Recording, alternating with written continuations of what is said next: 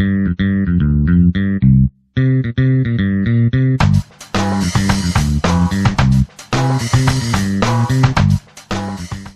is a pleasure to have you here, Rick Morton. I wanted to ask you, first of all, you look great.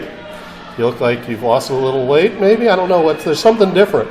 What has changed with you? I don't see a cigarette in your mouth. I don't know what's going on. Something's changed. Well, I lost a little weight. Understand me? I gave my modeling career up a long time ago. Yes, sir. But as you get older, you get a little smarter, and and one of the biggest accomplishments in my life is I quit smoking cigarettes. And then everybody knows that I always had a cigarette in my mouth. Coffee. Yeah. I smoked 2 to 3 packs a day for years and years. And then just one day I quit. But when I quit, you have to substitute your smoking with something, and mine was food. Right. But I gained about 30. But now, but understand me, I got to the point in my life where I enjoy what I do, and I love going to the gym, working out. I'm not a bodybuilder. No. But I work out every day, and it makes me feel better. And I lost a little weight. I still got a little bit more to go. But I was never the bodybuilder type. But I'm starting to grow a little bit, and you know what? I'm going to change myself. I'm going to drop about another 20 pounds. All right. And be all cut up for a little while. That'd be great. And see what it looks like. I'm going to. Right. You're going to become the muscle head of the group. Well, no. It's just something different. Yeah, you look fantastic. I just wanted to let you know. Thank you there, man. Appreciate that. You're an inspiration. Obviously, I'm starting my own journey. And so I wanted to just let you know that seeing you here like this, it was helpful.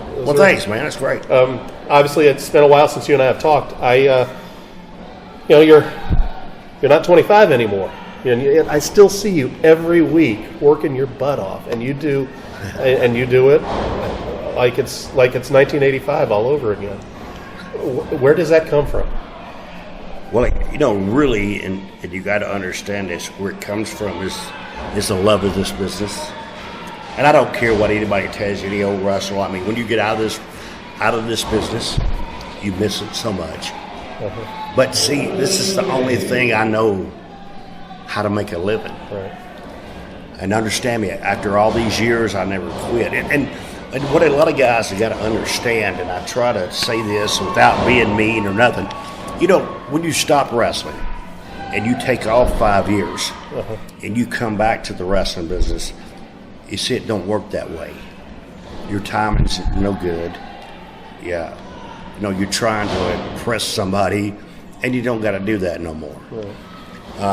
I come out here and I work hard. I still love entertainment. I'm not out here to insult anybody's intelligence. I'm not trying to do that. We are entertainers, but you got to understand we're professional athletes, yeah. And that's what I do. I got to train that way. Yeah. If I'm going to stay in the ring, I'm going to look the part. Uh-huh. And that's what it's about. Well, you've always looked the part. You were here a couple of years ago for a Hall of Fame ceremony, wrestling Viper. You're here today to wrestle TR Superstar. And yet you were best known in the AIWF for your feud with Jimmy Love over the AIWF World Championship. You still wrestle Jimmy now and again. Uh-huh. Do you reflect upon fondly your tour as AIWF champion? What was different about that? You're a world champion back in the NWA, and then you get a regional title like the AIWF, which is it's a lot different. But how is it different for you?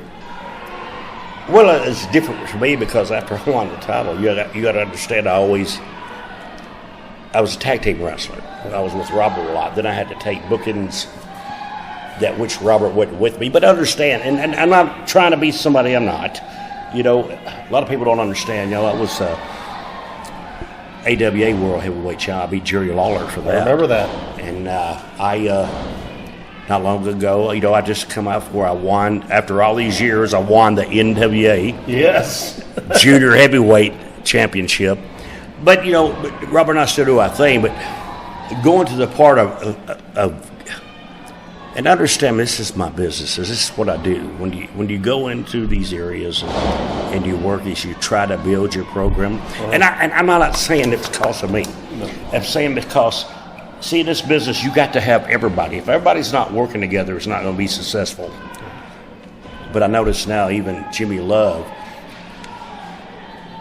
even his town Pelham over there, he does. Right. It sells out. It sells out every time, yeah. Yeah, but see, and it all started at the beginning with me and him. Yeah, that's where it started. You understand me, and it's good. It's something to leave a trail like that. Uh-huh. Looking forward to coming back. You know what? I used to like to work with Jimmy Love because he worked hard. Yep. He was there. Understand me, and I try to give people. If they try to give me everything they got to put into a match, but my way. I mean, we do good business. It's all I ever done in my life. It's all I know. I mean, when Jimmy made his famous face turn, he switched and used wrestled Lewis Moore once, former AIWF for the AIWF championship. Yeah. He had disqualified. The town nearly rioted. Oh, yes. That place nearly came on. That's what you want to do. You had them on the palm of your hand. Okay. And so there's something about the psychology that I think is missing. When you see all, I think we talked about it in the locker room. That is something that's missing from my business. And you understand, I don't know how far to go on this interview to tell you, but to make you understand how I really feel. You see, the psychology in our business is everything, but none of these guys ever took the time to learn it because the guys that train them didn't know themselves. Now here, I'll give myself a plug. I have a wrestling school, the School of Morton. I love that shirt. If you go on the Facebook, you can find it. But the guys I train there, I teach them a lot of this, and that's why it's successful. Like David Cash, Kid Cash, Chase Owens, which is right now he's in Canada and just came back, fixed to go to Japan. These are the kind of guys I train, but I had to take the time with them to make them understand. That's something really you got to learn on your own too. Is learn how to listen to the crowd. And I'm going to say something right here, and I hope you guys don't take this as a knock on our business. No. Or to understand. In my day, and please understand this right here, and all the guys out there are listening to this that think you know everything about our business, but you don't know nothing. In my day, we went out to the ring and we worked. We depended on each other to make a living, but understand me, when we got in the ring with each other, our business was sacred. We knew what we were doing, and we worked. We was like this. Didn't have to worry about getting hurt or nothing, and the fans out there believed everything we done. Yep. Nowadays, the guys get in the ring and they beat the living hell out of each other, and nobody believes it. It's terrible. It's the opposite. Do you understand what I'm saying? They got it backwards. And I don't mean to say bad to knock our business, because it's not. This is I love my wrestling business. I'm not trying to insult your intelligence. That's just people not knowing or not understanding what our business is about. You taught me how to lock up last year. Oh, did? Yeah. Okay, great. And you said, Scott, you do not want to put pressure on the Barbarian's neck. Yes. The Barbarian works as a paver. Yes. I think you're talking about that because you do not want to. Your opponent is also your biggest asset in this business. Yes, it is. Is what you were trying to tell me. Yes. You being the big guy, Ali. I love NCWA, and I just want to give them and understand me. That's how I made my living in this business. The David and Goliath syndrome. And that's another thing that's missing. Nowadays they do too much, and I don't understand. So, and it's hard for me to preach to guys at the wrestling school. Less is more. They don't understand that. Yeah. And you want to keep people coming back. You want to give people a reason to come back. That's what it's all about. Yeah. This is what we do for a living. And the people out there listening, this, even the wrestling fans, when I'm talking here, understand me. I'm not trying to insult you. Without the wrestling fans, we couldn't have this wrestling. Right.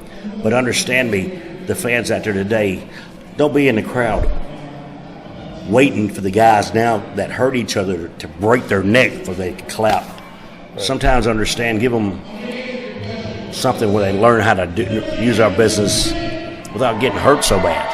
Yeah, I mean, you showed it. The best finisher in the world is the schoolboy. You're that right, it is. But if you notice what you just said, that and 90% of the time you see the schoolboy. But before they see the schoolboy, they did everything but shoot him out of a cannon, and he kicked out. Yeah. And see, that's what they don't understand. They do all this, these things on the floor, and then you get beat by a small package. Uh-huh. That's not understanding how to work it into the match. Right. And some of these guys, they do great stuff, but they do it at the wrong time. Yeah. You got to tell a story to do a spot. They don't understand. It's called the psychology of our wrestling. Right. So, School of Morton. Obviously, you're now taking your wisdom. You've already given it to. I mean, your son Kerry usually follows you around. Unbelievable. If he'd be 14 in April. Yeah. He got big. Everybody out there is listening that know him, but you just don't even understand how good he is. He's such a sweet kid too. Well, thank you, man. He's a good kid. All my kids were good. You know, I raised 7 kids. Yes, I know. And I have 7 grandchildren. I bet you're going, well, you old dude. No, I'm just kidding. No, not at all. I mean, shoot, if I am half as active as you are at your age, I will thank God I'm starting my own weight loss thing so that I can, do some more things and be more active. See, the most important thing about right here is drinking that. Oh, I drink 14 of these a day. Yeah. I mean, don't drink the sodas. 140 ounces a day. Don't drink the sodas. Yeah. Do that. And do you exercise? Yes, I walk. It's a walk. You got to walk till you sweat. Yeah. You understand me? Yes, sir. All right. Good. All right. Last thing, I have to ask you about this because it made me an NWA fan. 1986. You've been a tag team. You've been in a tag team for a time with Robert Gibson, and all of a sudden, Ric Flair comes out in one of the best studio shows I ever saw out of Raleigh, and you smack him in the face and break his glasses, starting off one of the best. You're probably your signature feud between yourself and Flair. Yes. Tell me what that felt like that first time you got this huge monster singles push back in '86. I was only 13 years old, and I bought every bit of it. I became a Rick Morton fan that day. Okay. Now, do you want the truth? Yes. That's why I'm here. We want the full truth, unadulterated. Well, this is the truth. But our business is a lot of politics. Our business is a point that the booker, when you get in a position that when you outdraw the booker, and the booker is doing this right here, and it backfired. At that time, they was trying to do everything to break Robert and I up as a team because we were getting to a point that we were more than. And I did an angle with Flair, and the angle got over. Big time. It got over so good. This is a lot of things that people don't know either, too. I'm listening. They were going to put the NWA World Belt on me. What? I wouldn't take it because they was going to fire my partner, Robert Gibson. Okay. Wow. That was the whole thing about to the point to where they said they fired us from NWA, but really we fired ourselves. I had to go in position because, understand me, it's no telling what would have happened if I did win the world title. But I don't dwell on things like that. That would have been crazy. But Robert, I knew Robert was my wrestling partner. We started together, and I was going to finish with him. I was not going to screw him over. But understand me now. Now let's get back to the point of wrestling Ric Flair. Yeah. In this business, you have all different organizations, and I go. You had WWF at the time, NWA, AIWF. Out of all of them, now understand me this. Ric Flair was the real world heavyweight champion amongst all of them. Right. If you came, and this is what makes a world champion, is when you pay your hard-earned money to come and see Ric Flair wrestle. Ric Flair didn't wrestle 5 minutes. Ric Flair didn't wrestle 10 minutes. Ric Flair didn't wrestle 30 minutes. Yes. If you did not do an hour time limit with him, you went 55 minutes in your match. Oh my gosh. And 57 minutes because he gave you your money's worth. And I'm not here to knock Terry Hogan. Yeah, I'm not here to knock Hogan. But Hogan went 10 minutes in a match. It was over with. He dropped a big leg. Goodbye, adios, amigo, goodbye. See, that's what made Flair different. And Flair got the syndrome of, like someone said, well, he does the same match every time. No, he don't do the same match every time. But when you got to do an hour Broadway with guys that can't work, you got to do the simplest things you can. Yes. A lot of times, me and Flair went overboard. We did a lot of stuff. Yeah. Whole different matches. Matches I've never seen, never like Okay. it before or since. And we could do that. But, you know, when you're the world champion, you go, back then you had territories, you go in and work with their top baby face. Some of them wasn't as great as workers as they thought they were. And then Flair had to go out here and carry them. Mm-hmm. That's where he did things over. Ric Flair is the greatest world heavyweight champion there was. Now I have this question asked to me all the time, and I can answer this without any doubt. You know, people ask me, and don't I work with Flair a lot, but people ask me, who is the best worker in this business? Who was? No, I'm saying they asked me who. Oh, it was Rick. No. Rick was the greatest world heavyweight champion. The greatest worker in this business was Jerry Lawler. If you get a chance, watch him. I will. But he late tells 70s, a story. early 80s? He's one of the greatest workers in this business ever. And I got my hats off to him. Don't get me wrong. Yeah. Flair was the greatest world heavyweight champion. Sure. The best individual. But see, your opinion's like your butt. Everybody's got one. That's my decision. Well, you just changed up my film study for sure. I got to watch some old Jerry Lawler stuff. Oh, it's great. See, he's a caricature of himself now, so it's Jerry hard Lawler to know. could get in the ring, and that's why I learned my ring psychology at. You see, USWA, if you don't make your opponent, who you're beating. Now, understand that and watch some old films of Jerry Lawler. Okay. It's a pleasure being on your show. Absolutely. One final question, and Okay. I'll let you go. There's a groundswell building to elect you and Robert into the WWE Hall of Fame. Doesn't matter to you. You know what? And sometimes it's hard to answer that question. And see, it's not about being in the Hall of Fame and of WWE. What it's about is, you know, Robert and I gave our whole life to this business. Still do.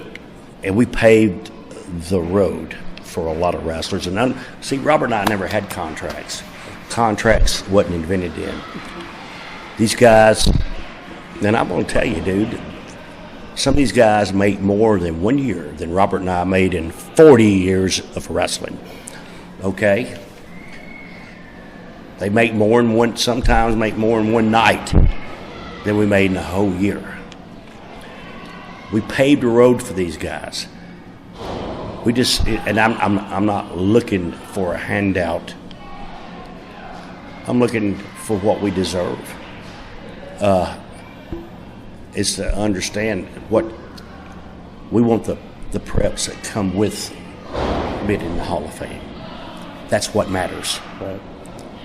The ring, yes, it'd be great. Be probably one of the greatest things that happened to me in my athletic and professional career. But it's the preps that come with it. It's what I want, not only for myself, but for Robert too. Absolutely. That's what I want.